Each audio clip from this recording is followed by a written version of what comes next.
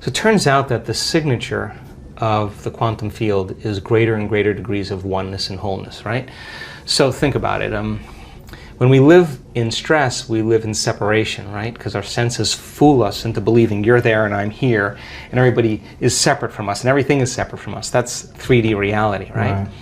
But as you start opening this center, all of a sudden, when you become nobody, no one, no thing, nowhere, and no time, right? That's the moment that your consciousness lines up with the consciousness of the field. That's when you are totally present. Now, here's the deal.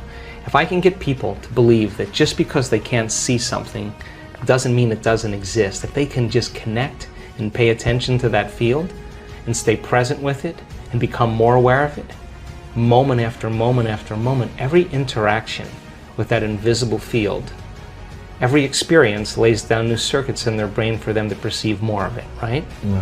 So then as they keep their attention on it, they start moving closer and closer to it, so they experience less separation and more oneness and wholeness. So then when that happens, there's a cascade of all kinds of physical and chemical and energetic things that begin to happen. So for me, the best way that I can describe that field is it's intelligent love. It's greater levels of order and unity and oneness. And when you strike it and you hit it, it is the most incredibly electric feeling you will ever have. It is the most familiar, unfamiliar feeling you will ever have. You will swear that you are ancient in that moment, and you will connect. And it won't be just like love for your puppy. You will feel it in every single cell of your body. And I mean like a vibration, a coherence, where your body becomes electric. And the only way we can describe that is love. You taste that one time. You want it all the time. Oh, here's what I say. I always say, the first time it happens, the first time it happened to me, and every time since, when I come back to my senses, I always say the same thing. Joe Dispenza, you got this all wrong. Because some veneer, some conditioning is lifted. You start realizing that the way you think life isn't that way. So now, when I've had those moments, Louis, I have said, there cannot be any more love than this until the next experience. Until the next time. I mean, how much is there, right? I mean, wow. you get super humbled. When was the last time? Ooh, about 5 days ago, yeah. What was the moment?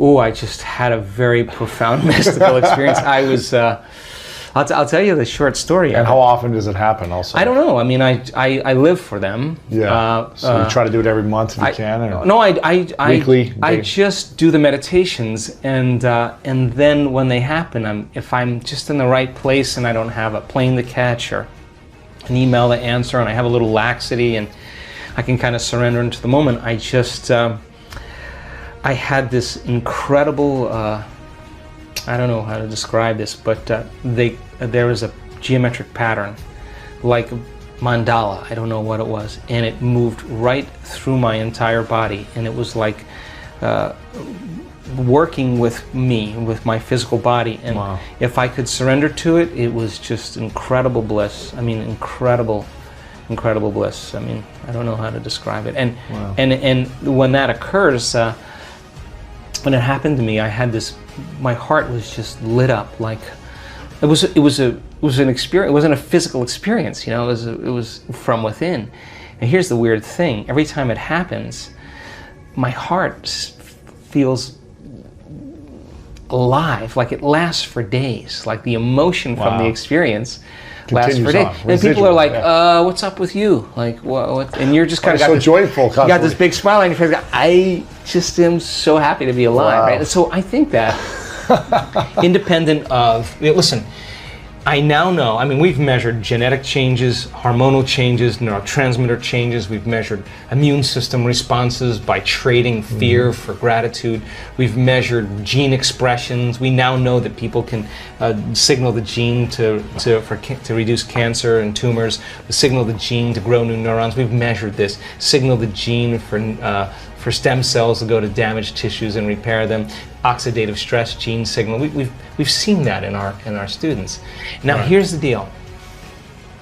After all of those studies in the last 6 years, you can't tell me you're too old to do this work. Can't tell me that. We got people in their 80s doing miraculous things. Can't tell me you're too sick to do this work. We got people that were at the end of their life, stage 4, and turn that battleship around. Wow. You can't tell me that you had too turbulent of a past to do this work. People that were really rough pasts that are now free.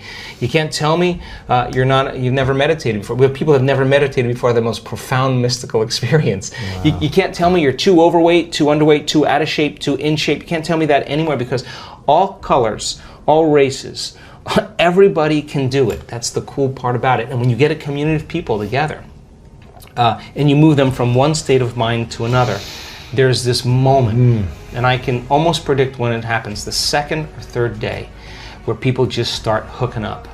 And then when they start hooking up, we're seeing now in our events. I mean, a lady that was blind from birth, 5% vision, by the end of the event was seeing. I mean, wow. How do you explain that? We had 3 people in the last 2 events that were deaf.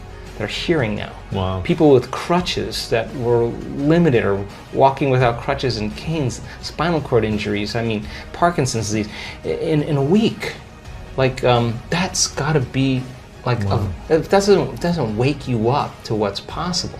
And you're witnessing a tumor on a woman's thyroid that was there at the beginning of the event, is gone at the end of the event. I mean, wow. like, you got to scratch your head and just go, wow, reality isn't at all the way I think it is, right? And so there's this humility that comes, like, well, I don't know anything, but I'm willing to go down, push the envelope a little bit more. So we're only as good as our ability to execute this, right? But as we get better at it. Consistency of it too, yeah. I'm all about consistency, and I'm be the first guy to say, do the blood test, do the scan, let's do the test to make sure that it's just not in your mind, it's in your brain. Yeah. Let's know. So now the evidence then supports it, the testimonials support it, and all of a sudden people now are beginning to wake up to what's possible. And just like the 4-minute mile. The 4-minute mile was broken. Once it was broken, we pierced the veil. Everyone did it. So we're just seeing now the same thing. We've pierced the veil, and people are just all in. They're not 50% in, they're all in. And my goodness, we're creating this kind of wake and momentum, but not just for healing, but for creating new jobs and new relationships, new opportunities. Abundance, everything, yeah. Whatever it is that they want. People come to the work for all kinds of reasons, and I don't really care. But by the time they start doing the work, all they really want to do is give. Because when you feel so amazing and feel so great about yourself that you no longer want anything, the first thing you want to do is give. I mean, when we see that brain scan moving into coherence and those 2 hemispheres come together, and all of a sudden we see that heart just start going boom, boom, very orderly, and see the more energy going in the brain goes into super coherence. You can walk around and look at that person who's getting the brain scan, and there are tears of joy rolling down her face. She's feeling so whole that it's impossible to want. How can you want when you're whole? Now you feel like you already don't need anything. You feel like you have it already. That's the moment the magic happens. So she's no longer creating from lack and duality and separation. Scarcity, yeah. The scarcity. She's feeling like it already happened. That's a very profound signal in the field. That's dropping a big stone in the water and it's producing some big waves. And things are starting to manifest. She's attracting synchronicities, everything. Yeah, now she's drawing it to her. So then, if you're doing that, to answer the original question, is that then if you keep practicing that, then you got to get up and maintain that modified state of mind and body your entire day. And it's just a practice. And as you do that and you start seeing all the fun things happening, it's not like, oh, I got to go create my life today. Right. You're like, I got to go because I don't want the magic to stop. So I just do it because I love the crazy, magical, wonderful things that happen that I would just never anticipate in my life. And so people are catching on to it, and they start coming for one reason. They want money or they want health, but it's not about your money.